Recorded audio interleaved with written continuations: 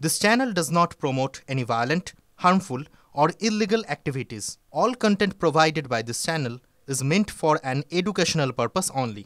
আর এই মুহূর্তে দাঁড়িয়ে নতুন করে একটা ব্রেকিং নিউজ আপনাদের জানাই। কসবা কাণ্ডে নতুন করে একটা ডেভেলপমেন্ট। যে স্কুটার নিয়ে হামলা চালানো হয়েছিল সেই স্কুটার উদ্ধার করা হয়েছে। আমি সুশোভনের সঙ্গে কথা বলতে চাইবো। সুশোভন, সুকৌশলে স্কুটার কি ওইখানে রাখা হয়েছিল নাকি তাড়াহুড়োয় ফেলে যাওয়া হয়েছিল? দেখো, কোনো তাড়াহুড়ো নয়, সুকৌশলে এখানে রাখা হয়েছিল। ঠিক এই জায়গায় স্কুটারটা রাখা হয়েছিল। আর যে একেবারে ঘটনাস্থল, সেখান থেকে এই ডিস্টেন্স হলো যে 1 কিলোমিটার এবং 400 মিটার, অর্থাৎ 1.4। অর্থাৎ যে ঘটনাস্থল, সেখান থেকে তারা যখন মূলত তারা যে একেবারে কাউন্সিলর সুশান্ত ঘোষকে যখন তারা গুলি করতে গেল, তারপর তারা যখন সেখান থেকে পালাতে গেল, পালিয়ে কিন্তু সরাসরি এখানে সেই স্কুটার রাখা হলো। এবং স্কুটার শুধু রাখা নয়, একেবারে স্কুটার রেখে তারা এখান থেকে চলে গেল। পুলিশ এখন এটাই অনুমান করা বা এটাই সন্দেহ করছে যে স্কুটারটা তারা এখানে রেখে গেছিল কি কারণে। তাদের কি এটা পরিকল্পনার মধ্যেই ছিল, না একেবারে এখান থেকে নিয়ে নিজেদের গা ঢাকা দেওয়ার কিন্তু পরিকল্পনা। একজন প্রতিবেশী রয়েছে, তার সঙ্গে একটু কথা বলি। আচ্ছা দিদি, একটা জিনিস জিজ্ঞাসা করি, কতদিন ধরে স্কুটারটা পড়েছিল? 4-5 দিন হবে, আমি ঠিক করে বলতে পারছি। 4 দিন তো অবশ্যই। এই 4 দিন যে স্কুটার পড়েছিল, সেটা কোন দিন সকাল, কোন দিনে? আমি দেখেছি রবিবারের সকালে। আরও অনেকে হয়তো আরও আগে পরে দেখতে পারে, কিন্তু আমি দেখেছি রবিবার সকালে। কি দেখলেন? যে একটা স্কুটি কালকে রাত্রিরে এরকম ছিল, তার সেটা সারা রাত্রিতেই মনে হচ্ছে সারা রাত্রেই রয়েছে, সকালেও রয়েছে। তা ভাবলাম যে কেউ নিয়ে টিয়ে যাবে, তা দেখলাম তো কেউ নিয়ে যায়নি। সন্দেহ হচ্ছে যে কারে। তারপরে আমরা সবাই আমরা পাড়ার সবাই ছেলেরাও সব যাতায়াত করছে রয়েছে।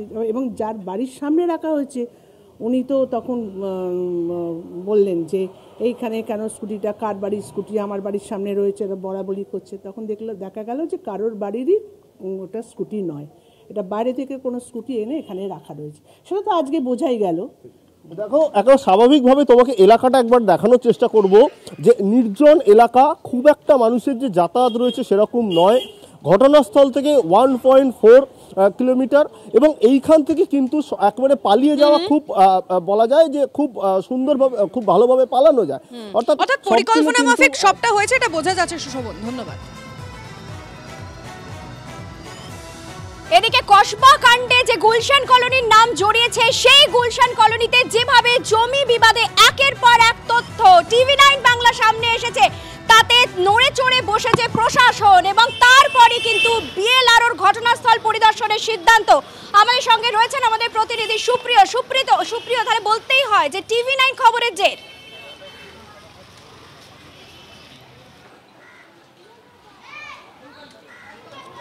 দেখো, একদমই তাই, এটা বলার কোনো অপেক্ষা বা জায়গা নেই। ইতিমধ্যেই কিন্তু আমরা যেটা দেখলাম যে ভূমি ও ভূমি সংস্কার দপ্তরের যারা আধিকারিকরা রয়েছেন, আমি যে জায়গাতে দাঁড়িয়ে রয়েছি এটা হচ্ছে একেবারে গুলশান কলোনি। এবং এই গুলশান কলোনির বিভিন্ন জায়গাতে কোথায় কত বহুতল রয়েছে। এবং ইতিমধ্যেই এই 108 নম্বর ওয়ার্ডের কাউন্সিলরের যে হামলার ঘটনা বা খুনের চেষ্টার যে ঘটনাকে কেন্দ্র করে ইতিমধ্যেই জমি বিতর্ক বা জমি বিবাদের তথ্য সামনে উঠে এসছে। সেই ঘটনাকে সামনে রেখে এই বিতর্কিত যে 4তলা বাড়ি এবং যে গোডাউনের কথা সামনে আসছে, সেই গোডাউন সবটাই কিন্তু পরিদর্শন করলেন ভূমি ও ভূমি সংস্কার দপ্তরের আধিকারিকরা। তার পাশাপাশি ইতিমধ্যেই আমরা যেটা লালবাজার সূত্রে জানতে পারছি যে কলকাতা পুলিশের তরফ থেকেও কিন্তু ভূমি ও ভূমি সংস্কার দপ্তরের কাছে এই যে জায়গাতে 4তলা বাড়িটি তৈরি হয়েছে বা যে বাড়ির মধ্যে এই 2000 বর্গফুটের গোডাউন রয়েছে, সেটার কি ক্যারেক্টার, জমির কি ক্যারেক্টার, সেই সম্পর্কিত তথ্য জানতে চাওয়া হয়েছে। তার কারণ ইতিমধ্যে তদন্তকারীরা যেটা জানতে পেরেছেন, যে জায়গাতে এই 4তলা বাড়িটি তৈরি হয়েছে সেখানে কিছুদিন আগে পর্যন্ত কিন্তু, অর্থাৎ এই বাড়ি তৈরির আগে পর্যন্ত সেখানে একটা অংশে ছিল কৃষি জমি এবং অন্য অংশে ছিল অপর যে অংশ সেটা কিন্তু ছিল সরকারি খাস জমি। অর্থাৎ জবরদখল করেই সেখানে তৈরি হয়েছিল 4তলা বাড়ি এবং সেই 4তলা বাড়ির মধ্যে এবং পাশাপাশি সেই গোডাউন। ধন্যবাদ সুপ্রিয়। দেখুন, বাংলাদেশের গুলশান হচ্ছে একটা প্রসিদ্ধ বিখ্যাত পশ এলাকা, যেটা পর্যটকদের কাছে বেশ আকর্ষণীয় স্থান। সেই গুলশান নামটা কেন ঘুরে ফিরে আসছে, তার কারণ বাংলাদেশি অনুপ্রবেশকারীরা নাকি এরকমই একটা গুলশান কলোনি কসবায়, খাস কলকাতার বুকে তৈরি করেছেন।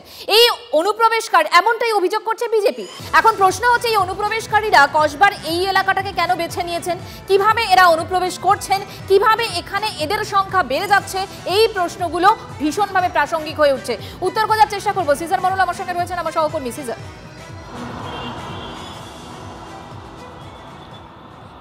দেখো, ইস্টার্ন মেট্রোপলিটন বাইপাসের পূর্ব দিকের এই গুলশান কলোনি পূর্ব কলকাতা যে ওয়েটল্যান্ড, সেই ওয়েটল্যান্ডের লাগোয়া একটা সম্প্রতি গড়ে ওঠা বসতি, এবং সেই বসতি কিন্তু এই মুহূর্তে বারবার শিরোনামে উঠে আসছে। 2021 সালে প্রথম এটা প্রকাশ্যে এসেছিল যে এই এলাকায় বাংলাদেশি নাগরিকরা বসবাস করে, কারণ UP ATS anti terrorist squad তারা একটি ট্রাফিকিংয়ের মামলায় অর্থাৎ অনুপ্রবেশের মামলার তদন্ত করতে এখানে বাংলাদেশি মূল চক্রের পান্ডা হিসেবে মাফিজুর রহমান বলে একজনকে গ্রেপ্তার করে, এবং সেই সময় 17 জন একটি ফ্ল্যাট থেকে 17 জন যুবককে উদ্ধার করা হয়। পরে তাদের গ্রেপ্তারও করা হয় এবং জানা যায় যে এরা প্রত্যেকেই বাংলাদেশের নাগরিক। তাদের মাফিজুরের চক্র কাজের টোপ দিয়ে এখানে এনেছিল। তারা অবৈধভাবে ভারতে ঢোকে, প্রথমে উত্তর 24 পরগনা এবং নদিয়ার কিছু সীমান্ত দিয়ে ঢোকে, এবং কলকাতার ট্রানজিট হাব হিসেবে ওই ফ্ল্যাটটিকে ব্যবহার করা হচ্ছিল সেই গুলশান কলোনিতে। সেখানে তারা প্রায় 1.5 মাস ছিল, এবং সেখানে তারা অপেক্ষা করছিল এই কারণে যে ওই মাফিজুরের চক্র তাদেরকে ভারতীয় ভুয়ো নথিপত্র তৈরি করে দেবে এবং তারপর তারা ভারতের বিভিন্ন প্রান্তে ছড়িয়ে যাবে। আর সেখান থেকে এই বিষয়টা 3 বছর আগেই প্রকাশ্যে এসেছিল। বাংলাদেশিদের অবৈধভাবে রাখার একটা চক্র এই অংশে সক্রিয়।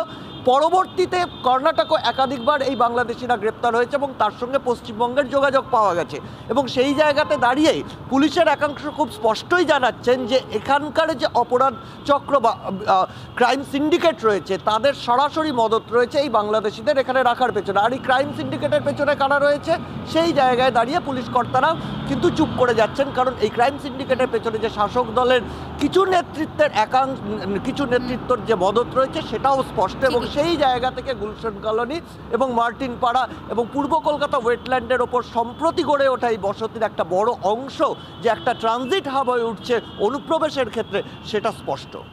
যেটা একেবারেই উদ্বেগের গোয়েন্দাদের কাছেও। সিজার, আপাতত তোমাকে ধন্যবাদ। লিমা আর চয়নিকা, তোমাদেরও আপাতত ধন্যবাদ। বিস্তারিত খবর আপনাদের